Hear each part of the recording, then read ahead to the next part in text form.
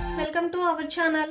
ఈ రోజు ఈ వీడియోలో మనం 7th class maths chapter 5 lines and angles exercise 5.2 గురించి నేర్చుకుంటున్నాం. ఫస్ట్ ఈ ఎక్సర్సైజ్ చూసే ముందు ఫస్ట్ వాట్ ఈజ్ ట్రాన్స్వర్సల్, అసలు ట్రాన్స్వర్సల్ లైన్ అంటే ఏంటిది, సో దాంట్లో కరెస్పాండింగ్ యాంగిల్స్ అంటే ఏంటివి, సో ఇంటీరియర్ యాంగిల్స్ అంటే ఏంటివి అనేది ఫస్ట్ మనం చూద్దాము. ఫస్ట్ ట్రాన్స్వర్సల్ లైన్ చూడండి. 2 లైన్స్ ఇలా ప్యారలల్ గా ఉండి సో 1 లైన్ వీటిని క్రాస్ చేసుకుంటా వెళ్ళిపోతే సో వీటిని మనం ట్రాన్స్వర్సల్ లైన్స్ అంటాము. ఓకే, సో 2 లైన్స్ ని ఒక డిస్ట్రిక్ట్ పాయింట్ దగ్గర మీట్ అయితే సో దానిని మనం ట్రాన్స్వర్సల్ లైన్ అంటాము. ఇక్కడ P వచ్చేసరికి ట్రాన్స్వర్సల్ అవుతుంది, L అండ్ M వచ్చేసరికి లైన్స్ అవుతాయి. చూడండి, సో ట్రాన్స్వర్సల్ లైన్ లో మీకు ఇంటీరియర్ ఎక్స్టీరియర్ కరస్పాండింగ్ యాంగిల్స్ అంటే ఏంటివి అనేది ఇక్కడ ఇచ్చారు. L అండ్ M వచ్చేసరికి ఇక్కడ ప్యారలల్ లైన్స్ అయితే P వచ్చేసరికి ట్రాన్స్వర్సల్ లైన్ అవుతుంది. సో ఇక్కడ మీకు టోటల్ గా 8 యాంగిల్స్ వచ్చాయి. 1 2 3 4 5 6 7 8. సో దీంట్లో interior angle. Next in means inside ఏవైతే యాంగిల్స్ ఉన్నాయో వాటిని మనం ఇంటీరియర్ యాంగిల్స్ అంటాము. సో ఇక్కడ ఇంటీరియర్ యాంగిల్స్ చూడండి 3 4 5 6 ఇవి ఇన్సైడ్ ఉన్నాయి కాబట్టి ఇంటీరియర్ యాంగిల్స్ అవుతాయి. ఎక్స్టీరియర్ యాంగిల్స్ అంటే అవుట్ సైడ్ ఏవైతే ఉన్నాయో వాటిని మనం ఎక్స్టీరియర్ యాంగిల్స్ అంటాము. 1 2 7 8 సో ఇవి వచ్చేసరికి ఎక్స్టీరియర్ యాంగిల్స్ అవుతాయి. కరెస్పాండింగ్ యాంగిల్స్ అంటే సేమ్ సైడ్ ఉన్నవి, అవి ఇంటీరియర్ అయినా కానీ ఎక్స్టీరియర్ అయినా కానీ సేమ్ సైడ్ ఉన్న వాటిని మనం కరెస్పాండింగ్ యాంగిల్స్ అంటాము. Angle 1 and angle 5 corresponding angles అవుతాయి. యాంగిల్ 2 యాంగిల్ 6 ఒక ఇంటీరియర్ ఒక ఎక్స్టీరియర్ ఉంటుంది ఇక్కడ. So angle 1 angle 5 angle 2 angle 6 angle 3 angle 7. So 3 అనేది ఇంటీరియర్, ఇది 7 వచ్చేసరికి ఎక్స్టీరియర్. యాంగిల్ 4 యాంగిల్ 8 ఇవి కరెస్పాండింగ్ యాంగిల్స్ అవుతాయి. Next alternative interior angles. Interior angles వేరు, ఆల్టర్నేటివ్ ఇంటీరియర్ యాంగిల్స్ వేరు. ఆల్టర్నేటివ్ అంటే సో ఆపోజిట్ లో ఉన్నాయి, 3కి ఆపోజిట్ లో ఉన్నది ఇంటీరియర్. సో ఇక్కడ ఇంటీరియర్ అన్నారు కాబట్టి ఇన్సైడ్ వే తీసుకోవాలి. 3 4 5 6 మీకు ఇంటీరియర్ యాంగిల్స్ అవుతాయి. వీటిల్లో ఆల్టర్నేటివ్ అంటే సో ఆపోజిట్ లో ఉన్నాయి. యాంగిల్ 3కి ఆపోజిట్ లో ఉన్నది యాంగిల్ 6, ఇది ఆల్టర్నేటివ్ ఇంటీరియర్ యాంగిల్ అవుతుంది. యాంగిల్ 4కి ఆపోజిట్ లో ఉన్నది యాంగిల్ 5, సో ఇది కూడా ఆల్టర్నేటివ్ ఇంటీరియర్ యాంగిల్ అవుతుంది.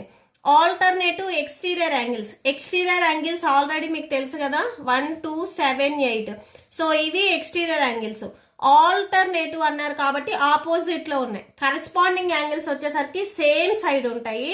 సో ఆల్టర్నేటివ్ అని వచ్చినప్పుడు మీకు ఆపోజిట్ లో ఉన్నాయి. సో అది ఇంటీరియర్ అయితే ఇన్సైడ్, ఎక్స్టీరియర్ అయితే సో అవుట్ సైడ్ ఉంటాయి. Alternative exterior angles angle 1 so angle 8, angle 1 and angle 7 తీసుకోవద్దు. So angle 1 angle 8 so alternative exterior angles. Angle 2 angle 7 so ఇది కూడా ఆల్టర్నేటివ్ ఎక్స్టీరియర్ యాంగిల్స్ అవుతుంది.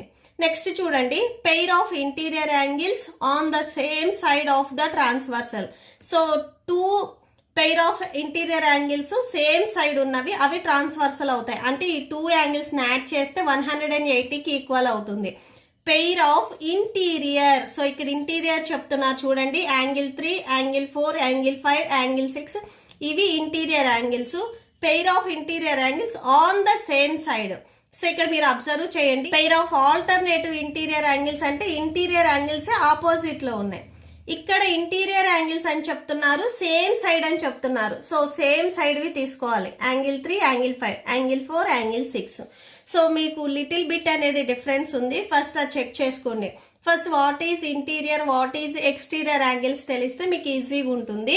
సో నెక్స్ట్ చూడండి, so ఇప్పుడు మనం ఎక్సర్సైజ్ చూద్దాము. ఫస్ట్ వన్ చూడండి, state the property that is used in each of the following statements.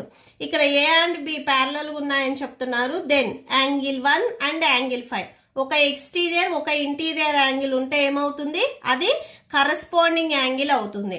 So అంటే angle 1 and angle 5 రెండు వచ్చేసరికి మీకు కరస్పాండింగ్ యాంగిల్స్ అవుతాయి. ఇక్కడ ప్రాపర్టీ అడిగారు కదా, సో కరస్పాండింగ్ యాంగిల్స్ ప్రాపర్టీ నుంచి యాంగిల్ 1 అండ్ యాంగిల్ 5 రెండు ఈక్వల్ అవుతాయి. నెక్స్ట్ సెకండ్ బిట్ చూడండి, if angle 4 equal to angle 6, angle 4 and angle 6 ఇవి రెండు ఈక్వల్ అని చెప్తున్నారు. ఇక్కడ మీరు అబ్జర్వ్ చేసినట్లయితే ఇవి interior angles. So interior angles లో కూడా ఇవి రెండు ఆపోజిట్ లో ఉన్నాయి కాబట్టి ఆల్టర్నేటివ్ ఇంటీరియర్ యాంగిల్స్ అవుతాయి. Okay. So alternative interior angles equal అవుతాయి. ఇది మెయిన్ మీరు గుర్తుపెట్టుకోవాలి. ఆల్టర్నేటివ్ ఇంటీరియర్ యాంగిల్స్ ఈక్వల్ అవుతాయి. సో యాంగిల్ 4 అండ్ యాంగిల్ 6 రెండు ఈక్వల్ అయ్యాయి. Next third bit, if angle 4 plus angle 5 equal to 180 degrees. Angle 4 and angle 5 రెండు 180 degrees అని చెప్తున్నారు యాడ్ చేస్తే. సో ఇది మీరు ఇప్పుడే ప్రాపర్టీలో లాస్ట్ బిట్ నేర్చుకున్నారు.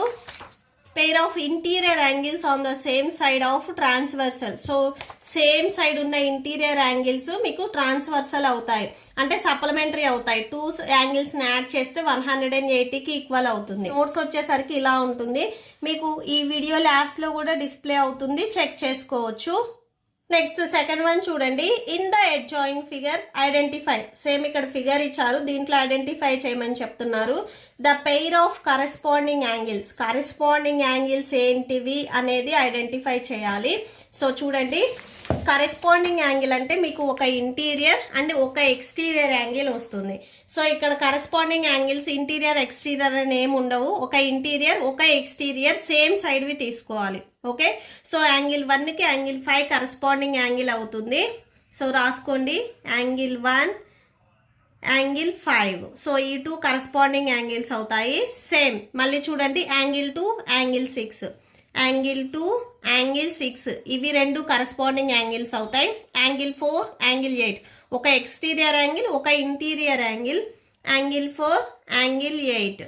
Next angle 3 angle 7. సో ఇవి కరెస్పాండింగ్ యాంగిల్స్ అవుతాయి. సో ఇవన్నీ వచ్చేసరికి నెక్స్ట్ సెకండ్ బిట్ చూడండి.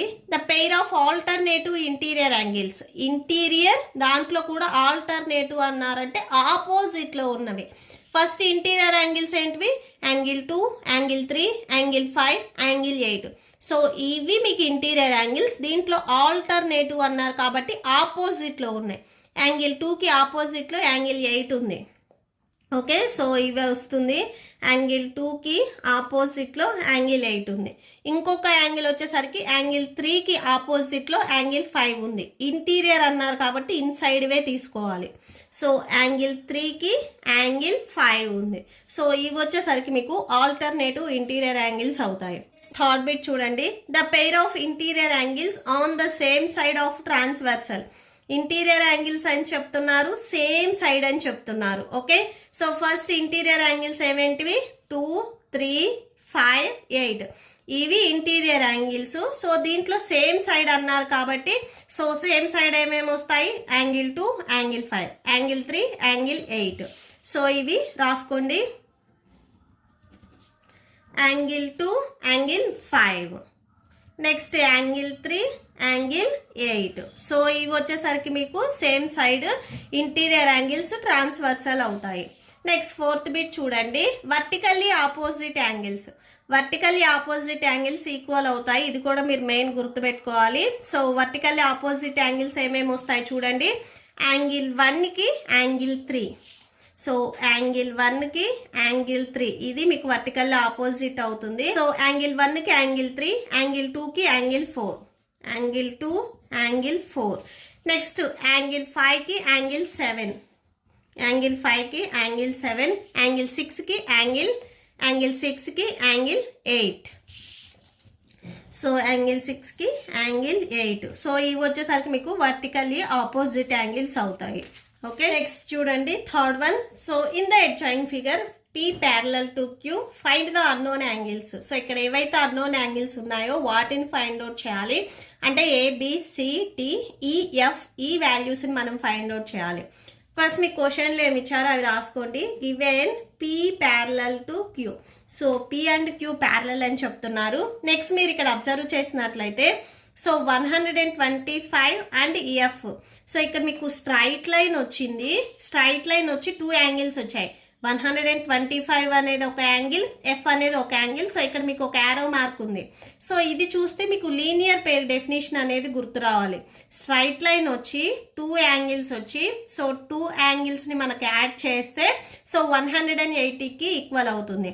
సో ఇది linear pair definition. Common vertex, common arm 2 యాంగిల్స్లో. సో ఇది కామన్ ఆర్మ్ ఉంది, కామన్ వర్టెక్స్ ఉంది అండ్ 2 యాంగిల్స్కి మీకు స్ట్రైట్ లైన్ వచ్చింది. అంటే ఈ 2 యాంగిల్స్ని యాడ్ చేస్తే మీకు 180కి ఈక్వల్ అవుతుంది.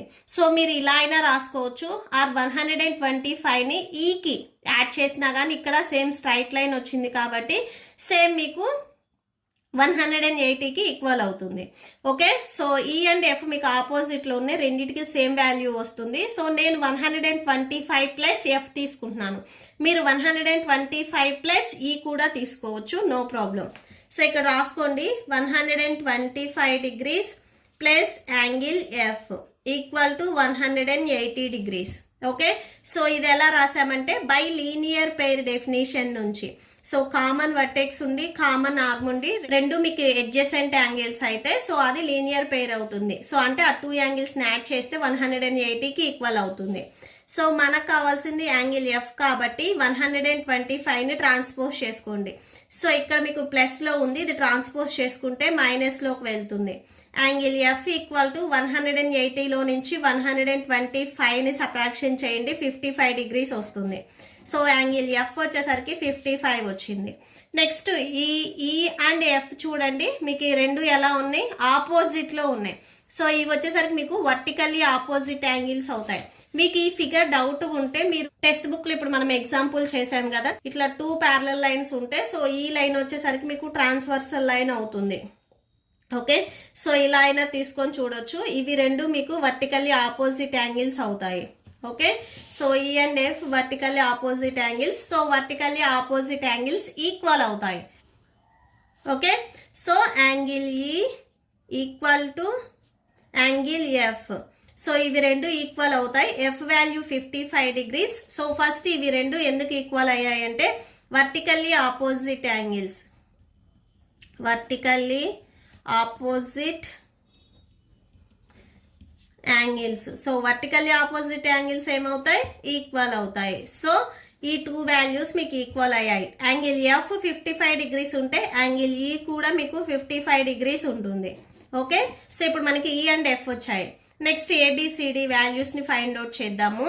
యాంగిల్ డి అండ్ 125 మీరు అబ్జర్వ్ చేసినట్లయితే కరెస్పాండింగ్ యాంగిల్స్. సో మీకు వర్టికల్లీ ఆపోజిట్ యాంగిల్స్ ఈక్వల్ అవుతాయి, కరెస్పాండింగ్ యాంగిల్స్ కూడా ఈక్వల్ అవుతాయి.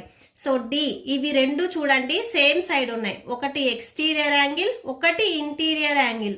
So exterior and 1 exterior angle 1 interior angle మీకు కరెస్పాండింగ్ యాంగిల్స్ అవుతాయి. సో యాంగిల్ డి మీకు 125 ఉంటుంది. Angle D equal to 125 degrees. So ఇది ఎందుకు ఈక్వల్ అయింది అంటే corresponding angles, corresponding angles. So corresponding angles ఏమవుతాయి, ఈక్వల్ అవుతాయి. సో ఈక్వల్ అయ్యింది. నెక్స్ట్ చూడండి, so angle D and angle B మీకు ఆపోజిట్లో ఉన్నాయి, వర్టికల్లీ ఆపోజిట్ యాంగిల్స్ ఏమవుతాయి, ఈక్వల్ అవుతాయి. సో యాంగిల్ డి మీకు 125 ఉంటే యాంగిల్ బి కూడా మీకు 125 ఉంటుంది. ఓకే, సో మీకు మెయిన్ గుర్తుపెట్టుకోండి, కరెస్పాండింగ్ యాంగిల్స్ ఈక్వల్ అవుతాయి, వర్టికల్లీ ఆపోజిట్ యాంగిల్స్ ఈక్వల్ అవుతాయి. So angle D, so angle B equal to angle D. So ఇవి రెండు ఈక్వల్ అవుతాయి ఎందుకంటే vertically opposite angles, vertically opposite angles. So vertically opposite angles ఏమవుతాయి, equal అవుతాయి. So equal అని రాసుకోండి. సో యాంగిల్ డి మీకు 125 డిగ్రీస్ వచ్చింది. యాంగిల్ డి 125 ఉంటే యాంగిల్ బి కూడా 125 డిగ్రీస్ ఉంటుంది. ఓకే, నెక్స్ట్ మనకి డిబి వచ్చింది. ఏ అండ్ సి వాల్యూస్ని ఫైండ్ అవుట్ చేయాలి. ఇక్కడ మీరు సేమ్ అబ్జర్వ్ చేసినట్లయితే so A and B, so A and B ఇక్కడ మీరు అబ్జర్వ్ చేయండి. సో స్ట్రైట్ లైన్ వచ్చింది అండ్ ఇక్కడ మీకు కామన్ ఆర్మ్ ఉంది. ఓకే, సో ఈ యాంగిల్కి అండ్ ఈ యాంగిల్కి కామన్ వర్టెక్స్ ఉంది అండ్ ఇట్లా కామన్ ఆర్మ్ ఉంది, ఇక్కడ స్ట్రైట్ లైన్ వచ్చింది. So by linear pair definition నుంచి A plus B equal to 180 degrees రాసుకోవచ్చు. ఓకే, సో రాసేసుకోండి. సో అలా అయినా రాసుకోవచ్చు. Angle E and angle A same ఒక ఎక్స్టీరియర్ ఒక ఇంటీరియర్ యాంగిల్ కాబట్టి so angle E and A వచ్చేసరికి మీకు కరెస్పాండింగ్ యాంగిల్స్ అవుతాయి కాబట్టి ఈ 55 డిగ్రీస్ ఉంటే ఏ కూడా మీకు 55 డిగ్రీస్ ఉంటుంది. సో డైరెక్ట్గా ఇదైనా రాసుకోవచ్చు. అండ్ ఏ అండ్ బి వచ్చేసరికి లీనియర్ పెయిర్ డెఫినేషన్ నుంచి 180కి అయినా ఈక్వల్ చేసుకోవచ్చు. ఓకే, సో ఇక్కడ మీరు 2 స్టెప్స్లో ఏదైనా కానీ రాసుకోవచ్చు. Angle A plus angle B equal to 180 degrees. So ఇది ఎలా రాసామంటే బై లీనియర్ పెయిర్ డెఫినేషన్ నుంచి by linear pair. Okay, so angle A angle B ఇప్పుడే మనం ఫైండ్ అవుట్ చేసాము 125 డిగ్రీస్ 180 డిగ్రీస్. సో 125ని ట్రాన్స్పోజ్ చేయండి. సో ట్రాన్స్పోజ్ చేస్తే మైనస్లోకి వెళ్తుంది. సో సబ్ట్రాక్షన్ చేయండి 55 డిగ్రీస్ వస్తుంది. Okay, so angle A 55 degrees. So ఇక్కడ మీకు యాంగిల్ ఈ అండ్ యాంగిల్ ఏ రెండు వచ్చేసరికి మీకు కరెస్పాండింగ్ యాంగిల్స్ కాబట్టి రెండు ఈక్వల్ అవుతాయి. రెండింటికి సేమ్ ఆన్సరే వస్తుంది.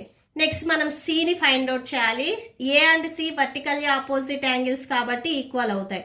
యాంగిల్ ఏ 55 ఉంటే యాంగిల్ సి కూడా మీకు 55 ఉంటుంది. So angle C equal to angle A. So angle A 55 degrees కాబట్టి యాంగిల్ సి కూడా మీకు 55 డిగ్రీస్ ఉంటుంది. సో ఇది ఎలా రాసామంటే వర్టికల్లీ ఆపోజిట్ యాంగిల్స్